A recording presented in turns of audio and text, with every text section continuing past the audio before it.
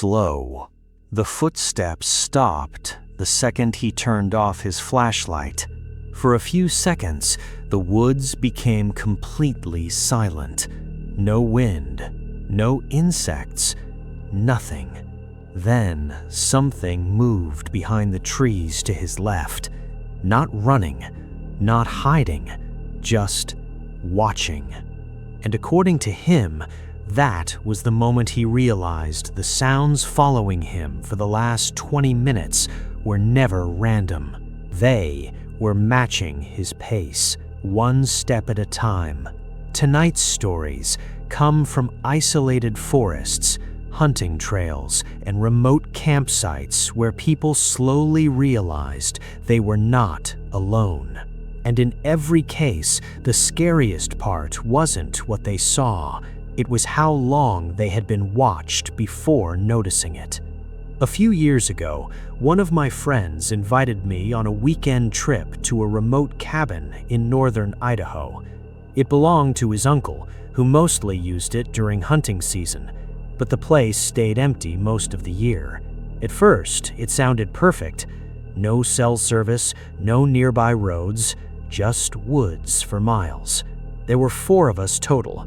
Me, my friend Derek, his cousin Matt, and another guy named Evan. None of us were serious hunters except Derek, but we liked camping and getting away from the city for a few days. The cabin itself sat in a small clearing surrounded by dense pine forest. And when I say isolated, I mean isolated. The nearest gas station was almost an hour away. By the time we arrived, it was already getting dark. The cabin looked older than I expected. Small porch, metal roof, one weak light over the entrance, and woods so thick around the property that the tree line almost looked black. Inside, everything seemed normal. Dusty furniture, old hunting magazines, a wood stove in the corner. There were even handwritten dates carved into one of the walls, going back almost 20 years. Nothing about the place felt dangerous, at least not yet. That first night was mostly normal. We cooked food outside, drank a few beers, and sat around talking while Derek told stories about previous hunting trips. Around midnight, Matt noticed something strange. There was another light deeper in the woods. At first, we thought it was a flashlight, but it wasn't moving. It just stayed there between the trees. A small white glow, too steady to be someone walking. Evan joked that maybe another cabin was nearby. Derek immediately said that wasn't possible. According to him, his uncle owned the only structure anywhere near that property. That was the first moment the mood changed slightly. Not enough to scare anyone, just enough to make things uncomfortable. Eventually, we went inside and locked the door. I ended up sleeping on a couch near the front window. Sometime later, I woke up to a strange sound, knocking. Soft at first. I checked my phone. 3:17 a.m. The knocking came again. 3 slow taps.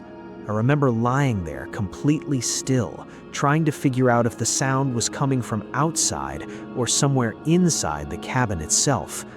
Then it happened again, this time louder, directly against the front wall. Not the door, the wall. I sat up and looked toward the window beside me. At first, I couldn't see anything except darkness. Then I noticed movement near the porch. Someone was standing there.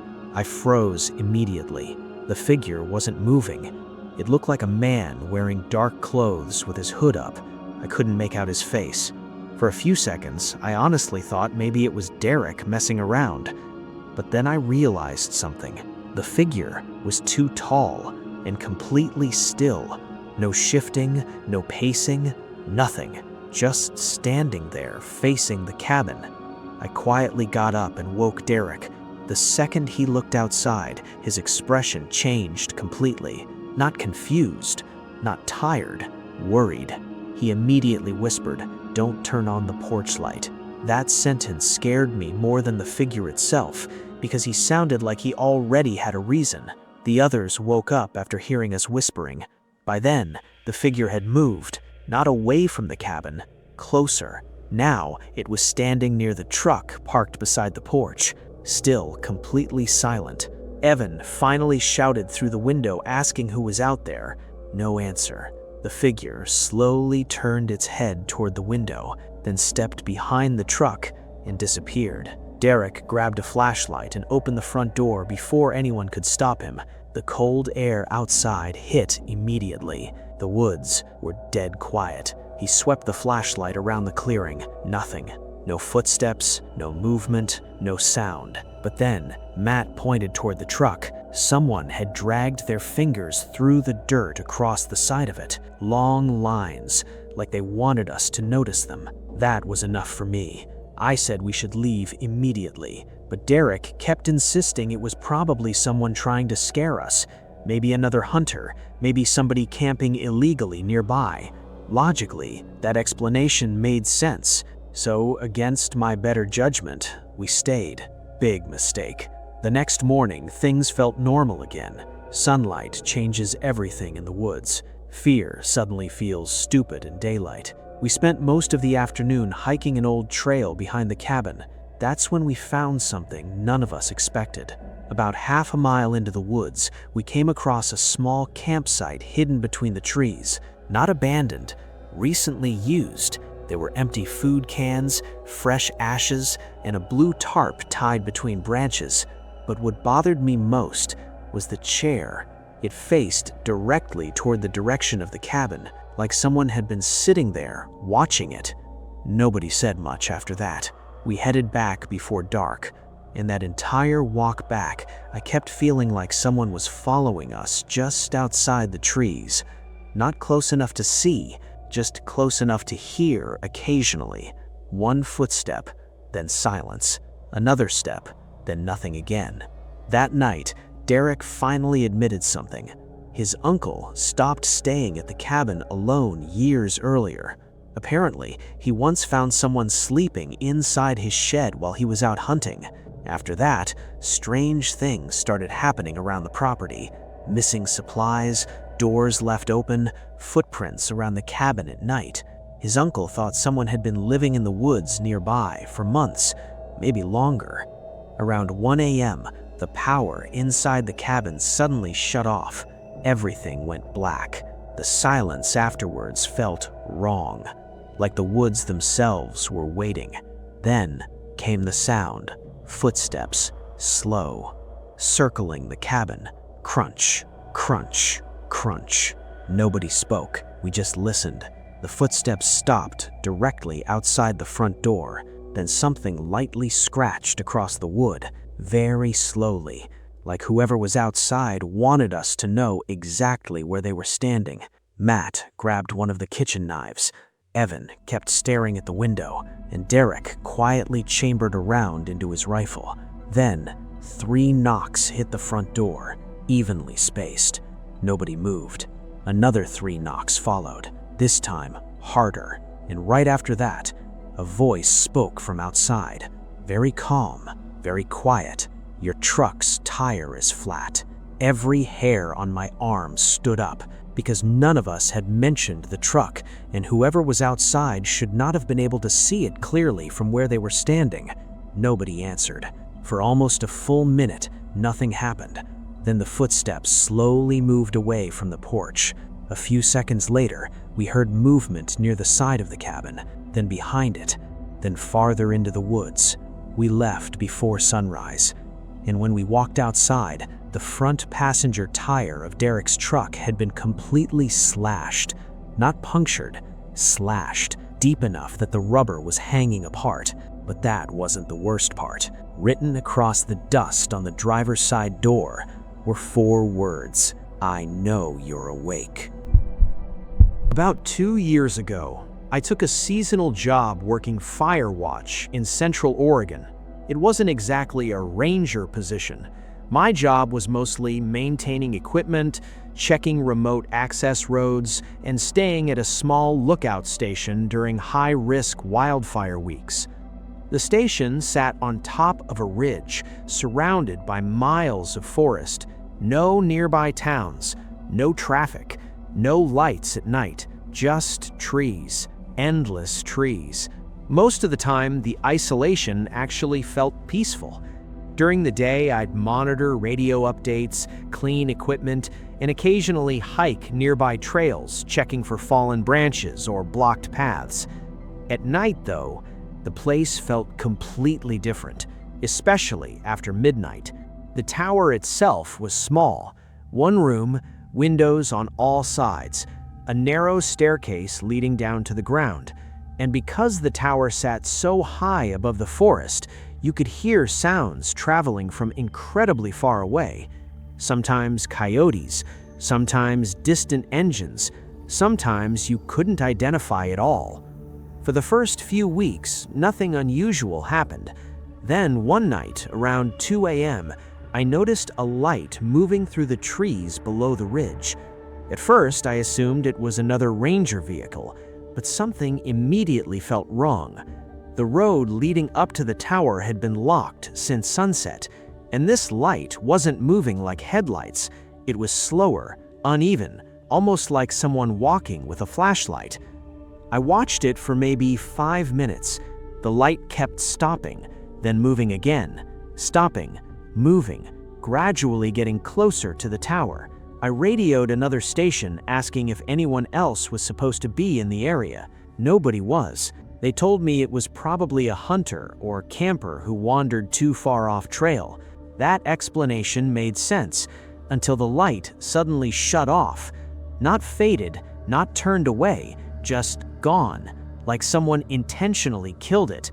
I kept staring into the darkness below the ridge, expecting it to come back. It didn't.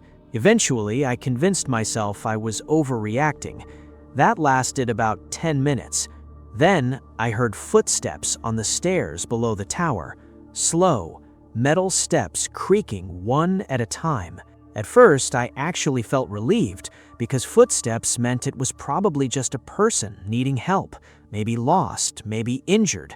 I grabbed my flashlight and walked toward the tower entrance. The footsteps stopped immediately. No voice followed, no knocking, nothing. I waited maybe 30 seconds before shining my flashlight down the staircase. Empty, completely empty. I remember feeling confused more than scared at that point because there was nowhere nearby someone could have hidden that quickly. The staircase was fully exposed, and the ground around the tower was mostly loose dirt. If someone ran away, I would have heard it. But there was nothing, no movement, no sound. Eventually, I went back inside and locked the door. I barely slept the rest of that night. The next morning, I checked the ground around the tower. That's when things got weird.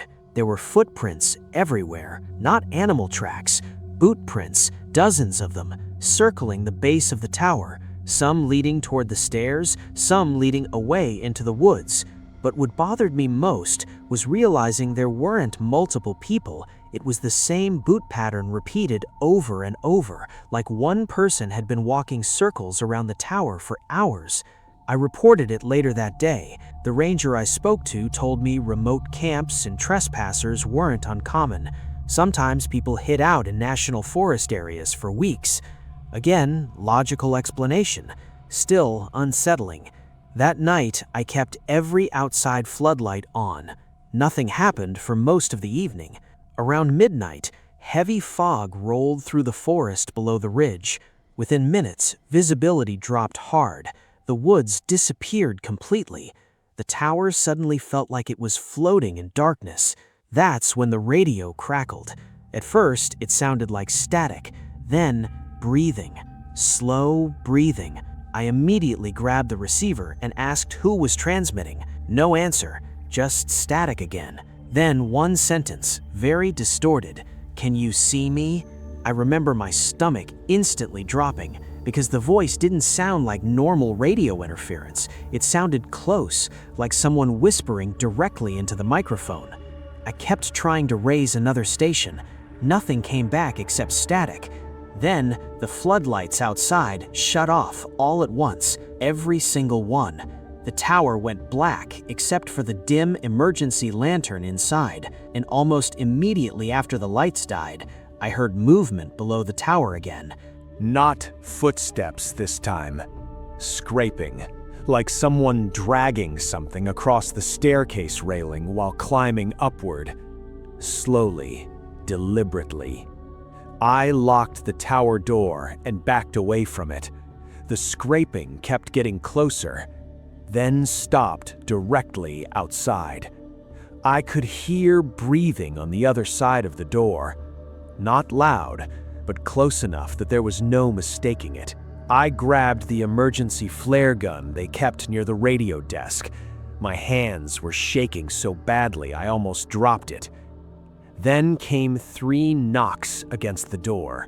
Not aggressive, almost polite. That somehow made it worse.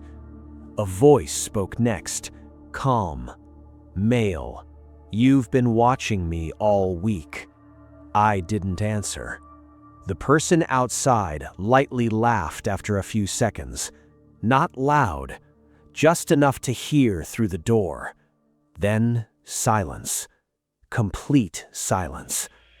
I stood there for what felt like forever, waiting for the door handle to move. It never did.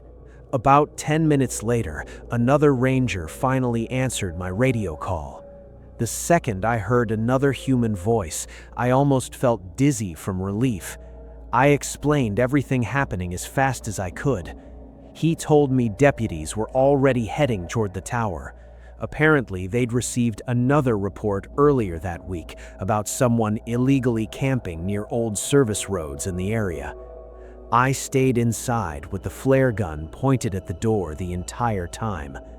Roughly 40 minutes later, vehicle lights finally appeared through the fog below the ridge, and right before they reached the tower, I heard footsteps running away into the woods.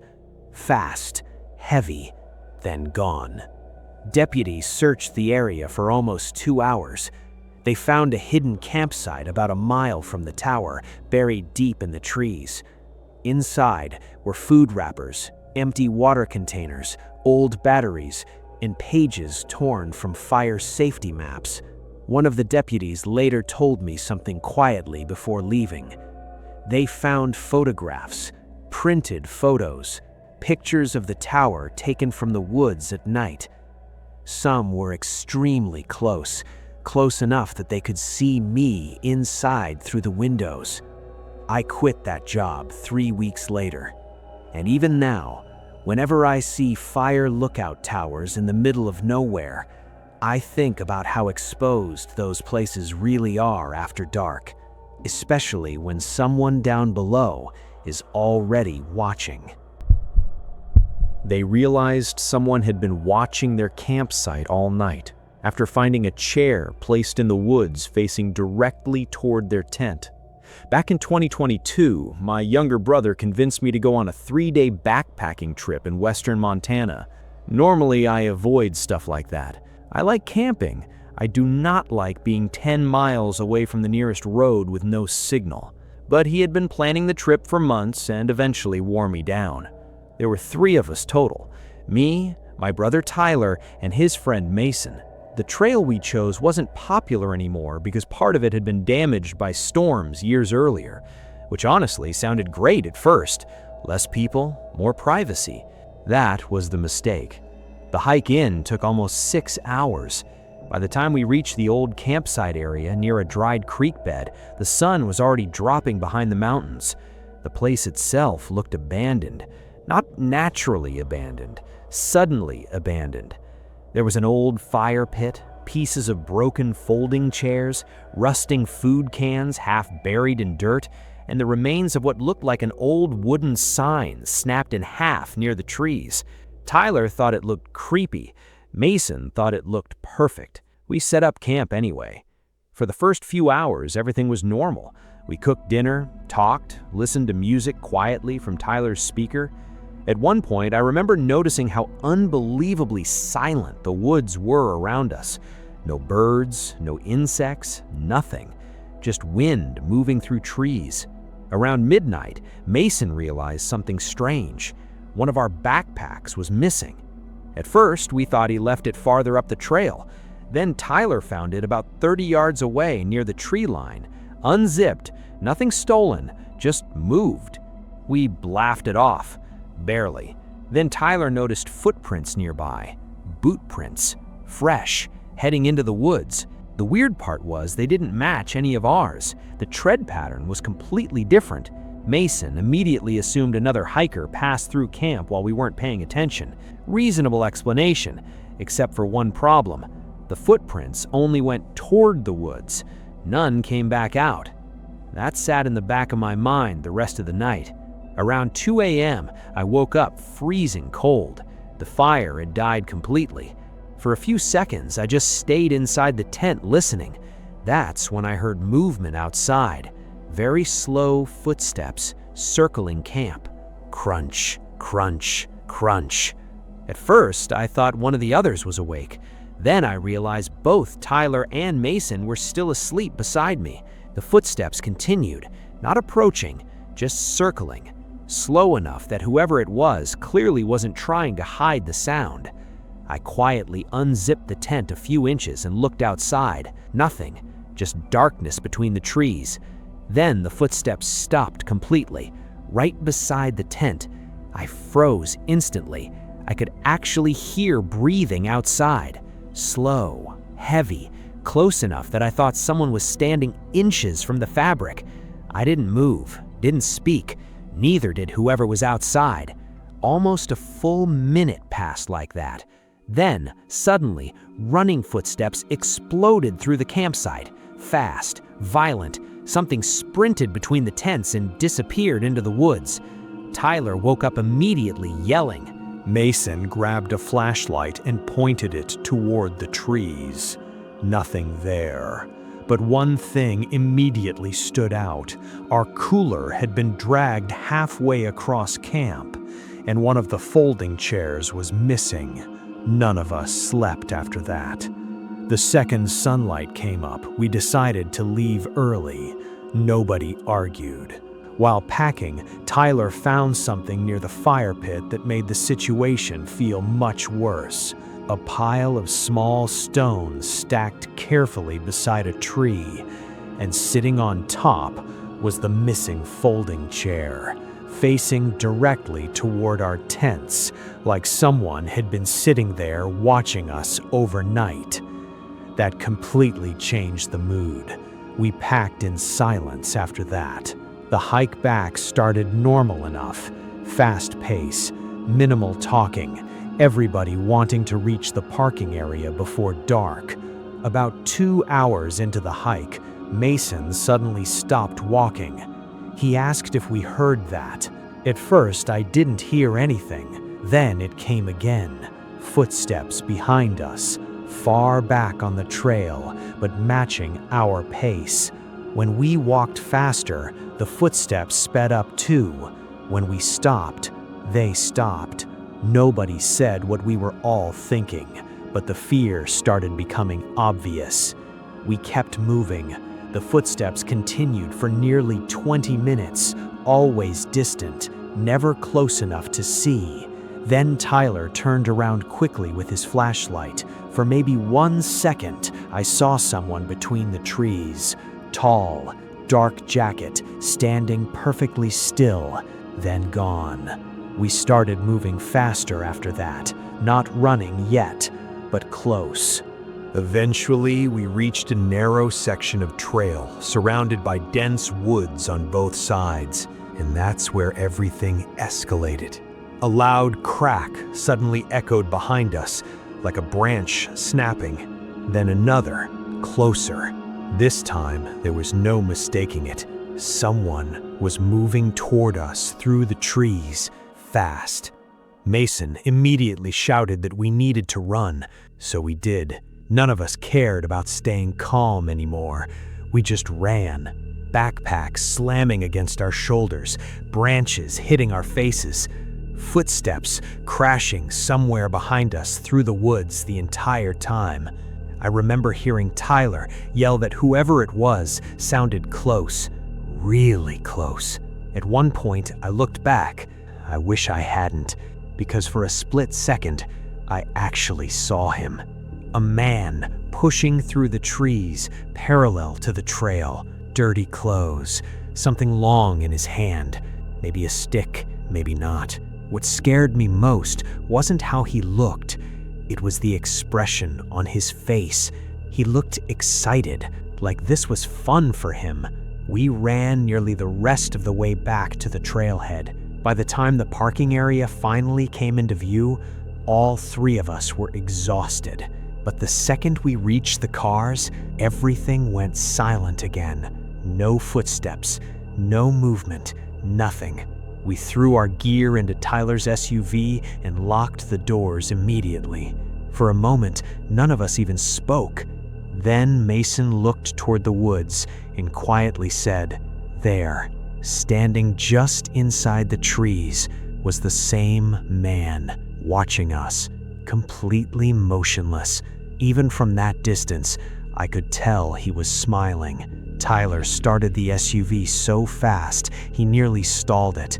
And as we pulled away, the man slowly raised one hand, not waving, pointing directly at us. We reported everything once we reached the nearest town. A ranger took statements, but didn't seem overly surprised. That part bothered me. Before we left, he told us something quietly. A few months earlier, another group reported being followed on the same trail. Different description, same behavior. Watching campsites, following hikers, staying just out of sight. The trail was temporarily closed not long after, officially because of storm damage. But honestly, I still wonder if that was the real reason. Because sometimes the most dangerous thing in the wilderness isn't an animal, it's another person who knows those woods better than you do. Would you stay another night